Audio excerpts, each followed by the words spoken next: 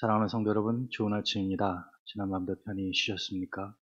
우리 다 같이 하나님 앞에 기도하고 오늘 새벽 예배 시작하겠습니다. 하나님 감사합니다. 지난 밤도 주님의 은혜 가운데 저희들 편히 쉬게 하시고 또 이른 아침 하나님 말씀을 듣기 위하여 같이 모였습니다. 비록 저희들이 얼굴을 마주보며 대면으로 예배를 드리지 못하지만 우리 사랑하는 성도들 어디에서 이 새벽 제단을 쌓든 하나님께서 함께 하시고 귀한 은혜를 내려주시기를 원합니다. 오늘 하루의 모든 삶도 주님께 의지하며 예수님의 이름으로 감사하기도 드립니다. 아멘.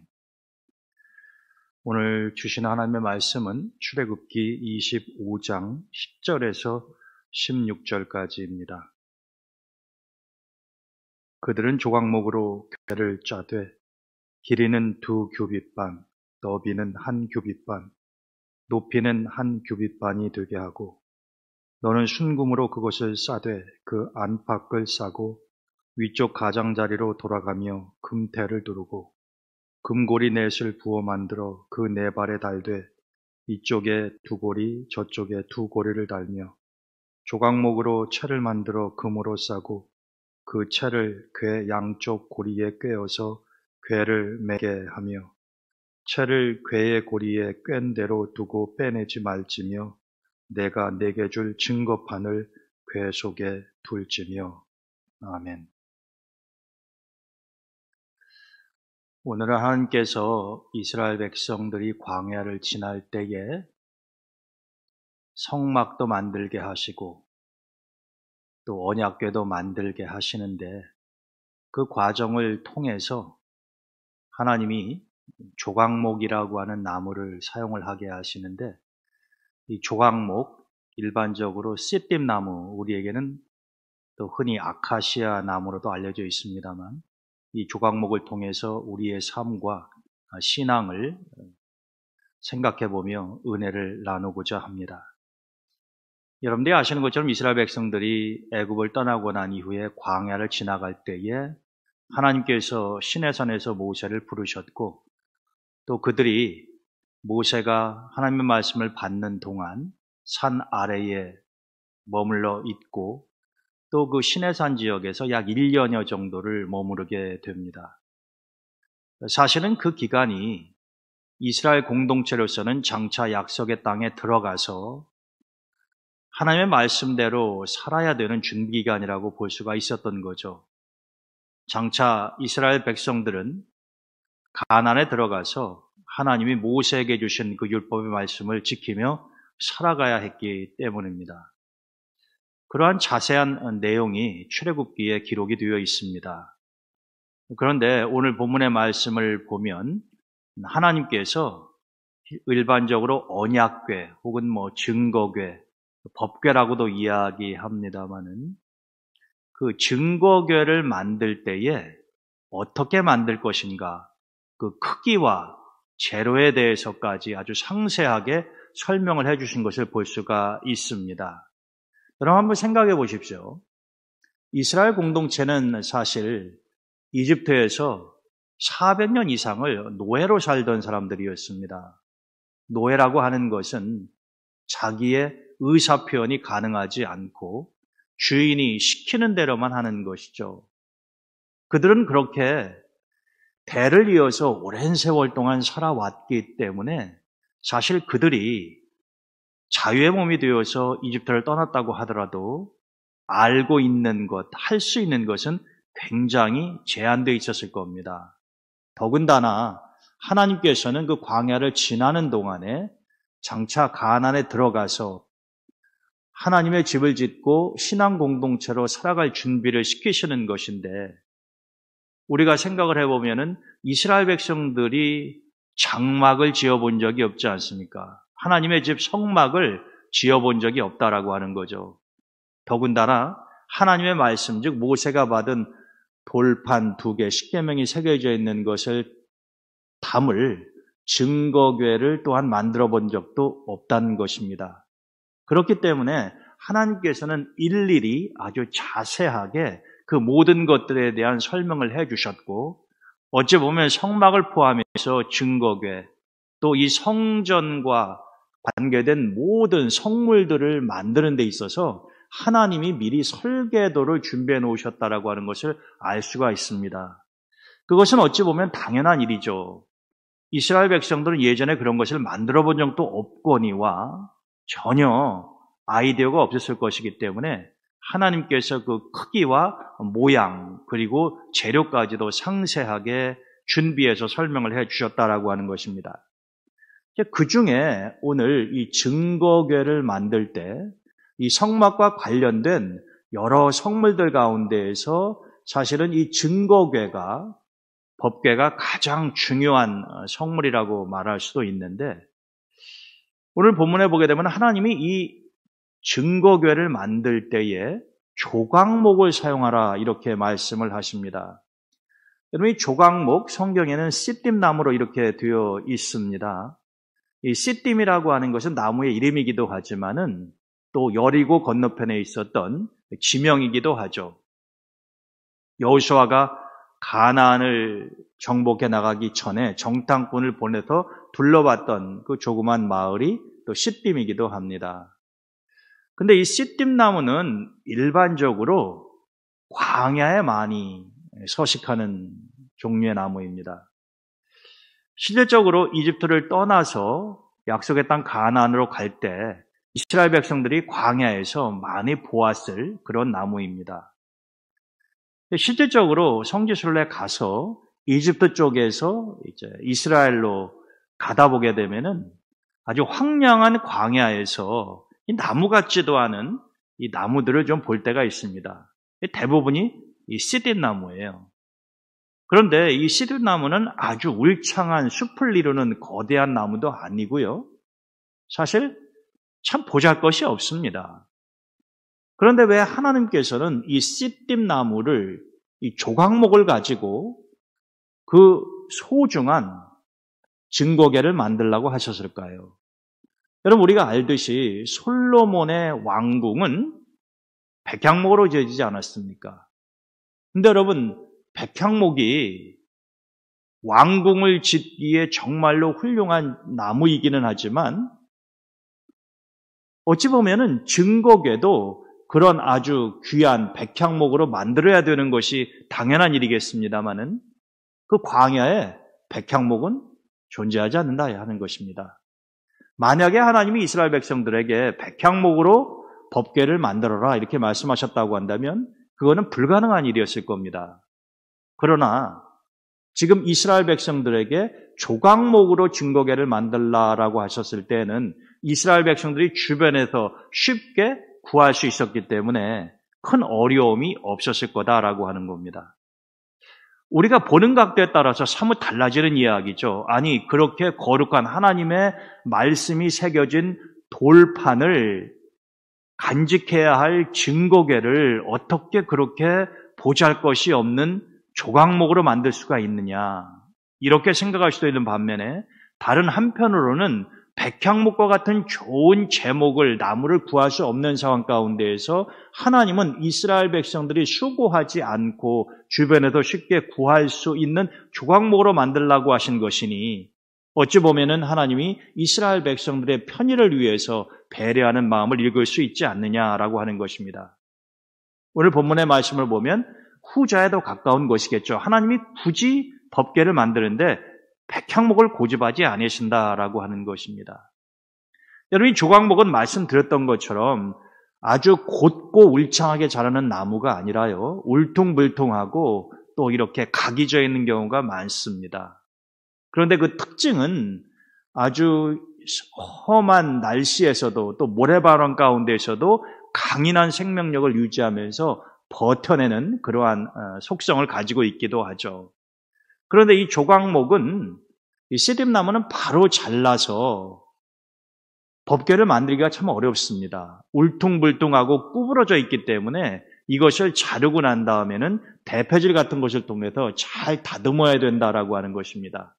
근데 그렇게 잘 다듬었다고 하더라도 조각목 하나는 나무가 크지 않기 때문에 바로 법궤를 만들기는 어렵습니다. 그래서 이스라엘 백성들은 이 조각목을 잘라서 잘 다듬고 난 다음에 이 조각목들을 서로 연결해서 역청을 칠하고 그리고 이제 금으로 입혀서 이 언약궤를 만들게 되는 것이죠. 그런 여러 가지 과정을 거쳐서 비로소 광야에서 이 법궤가 만들어졌던 것입니다. 그런데 우리는 이 과정에서 중요한 영적인 진리를 생각해 볼 수가 있습니다. 사실 이 법궤를 만드는 조각목은 여러분들과 저라고 생각할 수 있다는 것이죠. 여러분, 하나님은 정말 조각목처럼 씨띠나무처럼 보잘것이 없는 우리를 부르셔서 사용을 하시지 않습니까?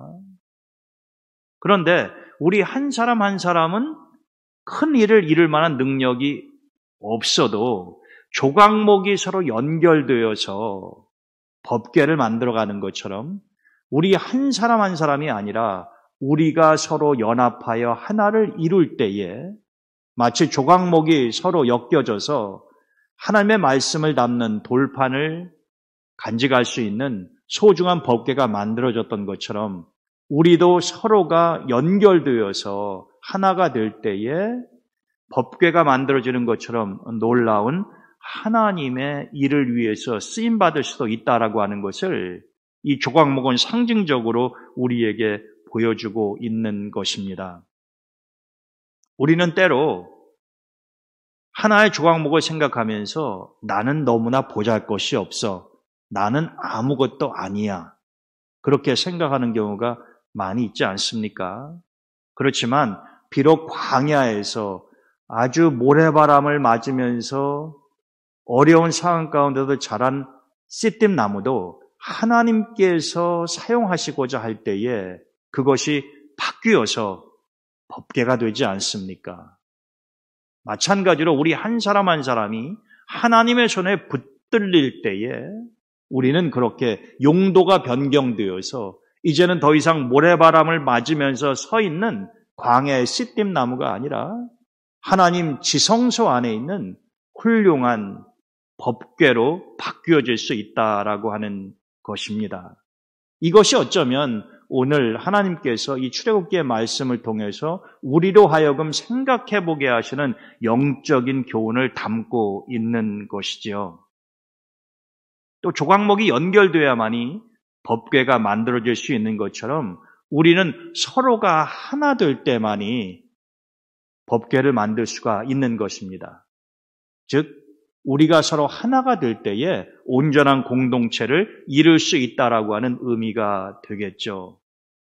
여러분들이 아시는 것처럼 지금 우리 사회는 심각한 분열을 경험하고 있지 않습니까?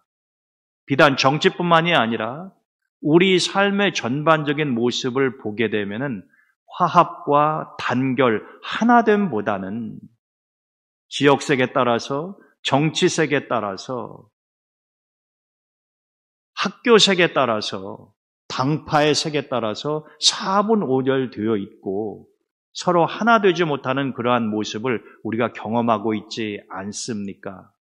하나님께서 그 보잘것없는 조각목들을 다듬고 연결해서 이 법궤를 만들게 하시는 상황과 우리의 삶을 비교해서 본다고 한다면은 우리는 하나됨보다는 따로 떨어져 있고 분열되어 있는 그런 모습을 안타깝지만 목격하고 있다라고 하는 것이죠.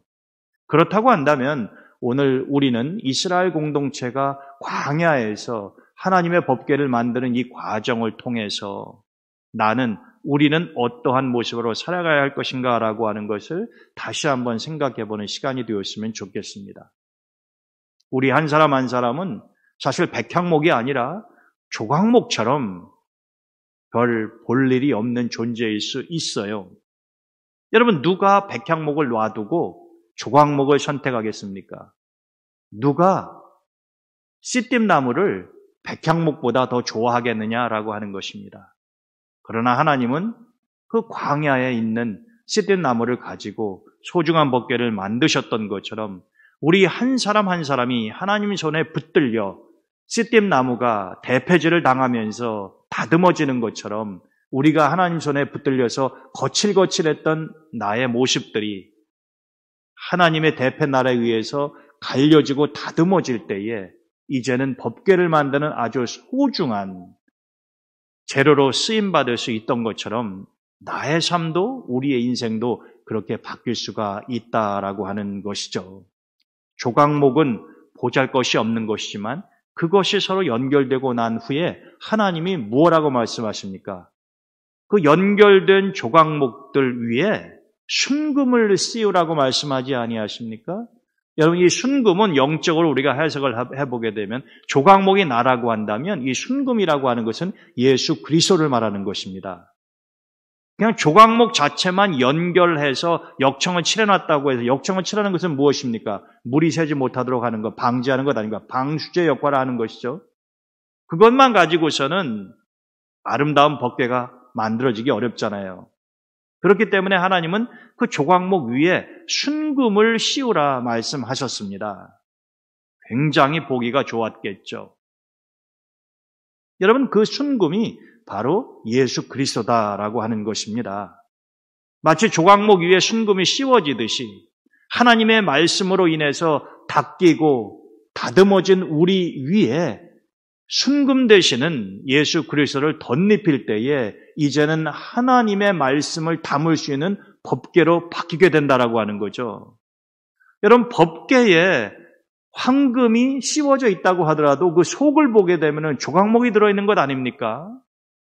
그러나 조각목 자체만 가지고서는 아름다운 법궤를 만들 수 없는 것처럼, 즉 그리스도가 씌워져야 되는 것처럼 우리 한 사람 한 사람의 이 모습 가지고서는 법궤가 만들어지지 못하는 것처럼 우리 위에 예수 그리스도가 씌워져야 된다라고 하는 것입니다.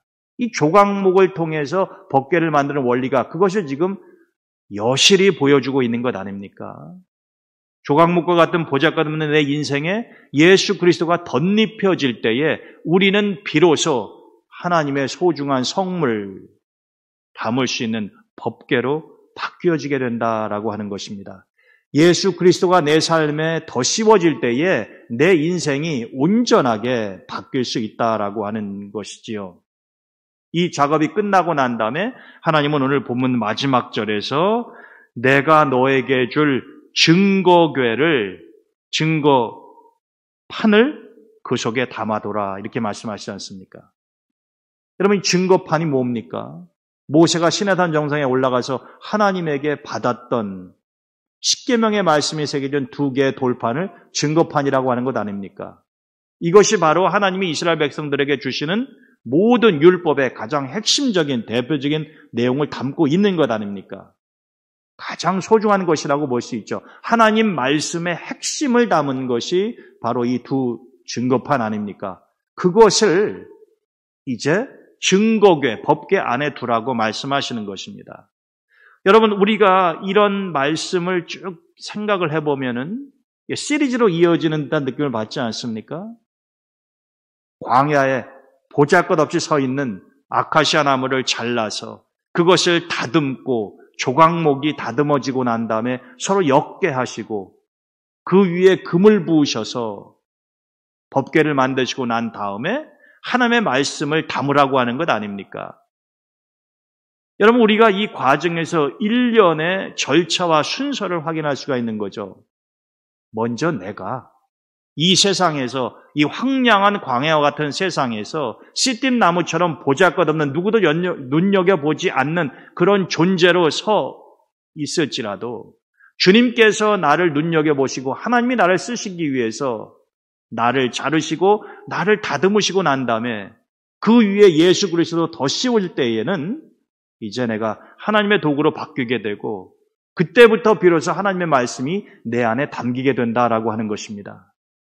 내가 다듬어지지 않았을 때 나는 결코 법궤로 만들어질 수가 없는 것입니다.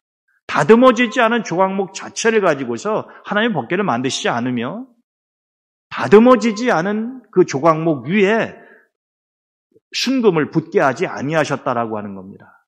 내가 먼저 하나님의 손에 의해서 다듬어져야 된다라고 하는 거죠.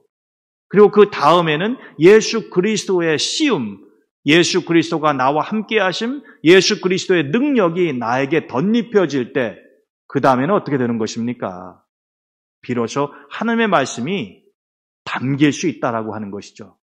법궤 안에 증거판이 들어가는 것처럼 비로소 이제 내 삶 속에 하나님의 말씀이 담겨지기 시작한다라고 하는 것입니다. 이러할 때에 온전한 법궤가 완성이 되는 것이지요. 저는 우리 사회의 모습을 보면서 하나님이 증거궤를 만들게 하시는 이 귀한 영적인 진리 속에 우리 사회의 문제를 해결할 수 있는 방법이 있다는 생각을 많이 합니다. 우리 각자가요, 좀 다듬어져야 될 필요가 있지요. 너무 거칠고 황량한 그런 모습을 가지고 살아갈 때가 많지 않습니까? 심성도 피폐하고 굉장히 사납고 마치 거센 모래바람을 맞으면서 광야에서 그렇게 서 있는 씨띠나무처럼 말입니다. 근데 하나님이 그것을 자르셔서 다듬으시는 것처럼 우리도 하나님의 손에 의해서 좀 다듬어질 필요가 있다라고 하는 것이죠. 비단 교회에 다니는 사람들뿐만이 아니라 세상 사람들도 그런 다듬어짐이 필요하지 않나 하는 생각을 합니다. 왜냐하면 너무 거칠어요, 사람들이. 말도 그렇고 말이 그러하니 행동도 따라서 거칠어지는 경우가 많지 않습니까? 다듬어지지 않은 모습들을 본다라고 하는 거죠. 말도 하고 싶은 대로 합니다. 언어에 절제가 없고 그냥 내뱉는 식의 말이 되니까 그것이 비수가 되어서 상대방의 마음에 꽂히고 그것이 또한 많은 상처를 가져온다라고 하는 것입니다. 이것이 바로 다듬어지지 않았기 때문에 파생되는 부작용이다라고 하는 것이지요. 하나님이 조각목을 다듬으셨듯이 우리가 먼저 하나님의 손에 의해서 다듬어질 때에 그 다음 절차가 조각목에 순금을 씌우는 것처럼 우리가 그리스도의 덧입음을 입을 수 있다라고 하는 것입니다. 그렇게 되면 그때 비로소 하나님의 말씀을 우리가 담게 되는 것이지요. 내 삶 속에 하나님의 말씀이 담겨지려면 그러한 과정이 필요하다라고 하는 것입니다. 또한 조각목이 연결되어 하나가 되듯이 우리가 서로가 하나가 되고 단합이 되고 연결이 되어야 된다라고 하는 것입니다. 분열이 있는 곳에는 단합이 있을 수가 없죠. 화합이 존재하지 않는다라고 하는 것입니다. 누구든지 다듬어지지 않은 음성으로 자기의 주장만 강하게 하고 다른 사람들의 말에 귀를 기울이지 않고 그럴 때에 어떻게 서로가 연결이 되어서 그것이 하나가 될 수 있단 말입니까? 요즘 우리가 안타까운 마음으로 계속 듣고 지켜보는 우크라이나 상황을 여러분들이 한번 생각해 보시기 바랍니다. 사실 러시아는 골리앗과 같은 존재죠. 우크라이나는 거기에 비해서 어린 다윗처럼 힘이 없는 그런 모습입니다. 지금도 얼마나 많은 사람들이 죽어가고 있으며 공격을 받고 있습니까? 근데 전 세계 사람들을 감동시키고 또 전 세계 사람들이 하나가 되어서 우크라이나를 돕는 이유는 무엇입니까? 그 정점에는 우크라이나의 젤렌스키라고 하는 대통령이 있지 않습니까? 그 상황에서 미국이 망명처도 다 제공하겠다고 그러지만 끝까지 수도인 키우에 남아서 국민들을 안심시키고 격려하고 또 끝까지 투쟁하겠다고 하는, 그리고 그런 대통령의 모습을 보면서 우크라이나의 많은 국민들이, 특별히 남자들이 해외로 난민으로 떠나가지 않고 자기 나라를 지키기 위해서 최선을 다하고 있는 모습을 보지 않습니까?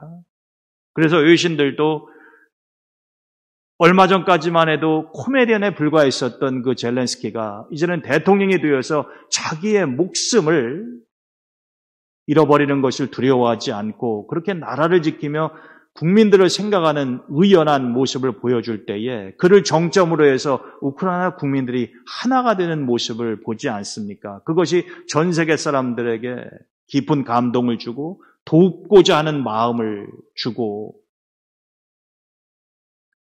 저는 결국 우크라이나가 이 전쟁에서 승리할 거라고 생각을 합니다. 물론 말로 다 할 수 없는 많은 사람들이 죽고 엄청난 피해를 경험을 하겠지만 결국에 대통령을 위시해서 온 국민이 그렇게 한 마음으로 나라를 지키고 단합하는 한 아무리 러시아가 수도 없이 많은 미사일을 발사해서 무고한 사람들을 죽이고 건물을 파괴한다고 하더라도 결단코 승리할 수 없다라고 하는 것입니다. 이 하나가 되었을 때 어떠한 놀라운 역사를 가져올 수 있는가라고 하는 것을 지금 우크라이나 국민들이 전 세계에 보여주고 있지 않은가라는 생각을 합니다. 그거에 비하면 우리는 너무나도 편안하고 좋은 상황 가운데 있지만 우리의 마음은 서로 사분오열이 되어 있고 우리의 삶은 서로 갈등과 분열의 상황에서 벗어나지 못하고 있는 것은 아니냐라고 하는 겁니다. 여러분, 우크라이나 이야기는 곧 우리의 얘기가 될 수 있는 것이죠. 몇십 년 전에는 바로 그들이 당하고 있는 전쟁의 아픔과 고통을 우리 선조들이 겪지 않았었습니까? 그런 일이 재발되지 않는다고 누가 감히 이야기할 수 있단 말입니까? 그렇기 때문에 오늘 하나님께서 이 조각목을 사용을 해서 예수 그리스도로 덧입히고 훌륭한 법궤를 만드신 이 과정을 통해서 우리는 어찌되든 조각목이 엮이듯이 서로 하나가 돼야 된다라고 하는 것입니다. 그러려면은 좀 다듬어져야 돼요. 여러분, 이 씨띠나무는 가시가 많은 나무입니다. 그래서 함부로 이 씨띠나무를 잡게 되면은 가시에 찔리기도 하고 깊은 상처를 받기도 하죠. 우리의 모습과 너무나 흡사한 그런 것이 연상되지 않습니까? 그렇기 때문에 하나님이 그 가시도 다 제거하고 다듬는 거다라고 하는 것입니다. 그렇지 않으면 하나님이 사용하실 수가 없기 때문인 것이죠. 저는 주님의 손에 의해서 우리가 좀 다듬어지고 말과 행동, 우리의 모든 거친 것들이요, 우리의 뾰족한 가시들이 다 말씀의 대패와 톱날에 의해서 잘라지고 사라지고 다듬어지고 난 다음에 나의 삶 속에 예수 그리스도 황금과 같은 그분이 덧입혀져서 결국에는 하나님의 말씀을 담을 수 있는 소중한 법궤로 바뀌어졌으면 좋겠습니다. 그것이 바로 이 씨띠나무 조각목을 통해서 하나님이 우리에게 주시는 영적인 가르침이라 이 아침에 생각을 합니다. 오늘 하나님이 우리에게 주신 말씀을 여러분들이 깊이 묵상해 보시면서 여러분들의 삶을 다시 한번 점검하시는 그런 하루가 되시기를 주님의 이름으로 축원을 드립니다. 네, 여러분들도 오늘 좋은 하루 되시기를 바랍니다. 또 오늘 오후에는 우리 사랑하는 자녀의 결혼식도 있고 또 여러분들이 아시는 것처럼 주중에는 우리 김현식 권사님의 장례도 있고 그랬는데 좋은 일과 또 슬픈 일이 이렇게 겹쳐서 한 주간 동안에 발생한 것 같습니다. 또 코로나19 확진자도 계속 많은 상태에 있는데 여러분들께서 무엇보다 건강에 유의하시고 또 환우들을 위해서 기도해 주시고 이 어려운 상황이 속히 지나갈 수 있도록 서로가 인내하면서 기도했으면 좋겠습니다. 제가 기도하고 오늘 새벽 예배 마치겠습니다. 하나님 감사합니다. 오늘도 조각목을 통해서 우리의 자신의 삶을 돌아보게 하시고 하나님이 우리에게 원하시는 삶의 모습이 무엇인가를 깨닫게 하시니 감사드립니다. 하나님, 가시가 많은 조각목처럼 우리의 삶이 뾰족하고 다듬어지지 않고 남을 찌르는 모습으로 살아가고 있는 것은 아닌지, 만일 그렇다면 하나님 제 가시를 제거해 주시고 하나님께서 다듬어 주시기를 원합니다. 그래서 조각목이 연결된 것처럼 서로 다듬어진 우리들이 하나로 묶여서 예수 그리스도의 황금과 같은 그분으로 덧입혀지게 하시고 하나님의 말씀을 우리의 삶 속에 충만히 담고 살아갈 수 있는 은혜를 베풀어 주시기를 간절히 원합니다. 환우들 불쌍히 여기서 치료해 주시고 오늘 하루도 저희들과 동행해 주시옵소서. 예수 그리스도의 이름으로 감사하며 기도드립니다.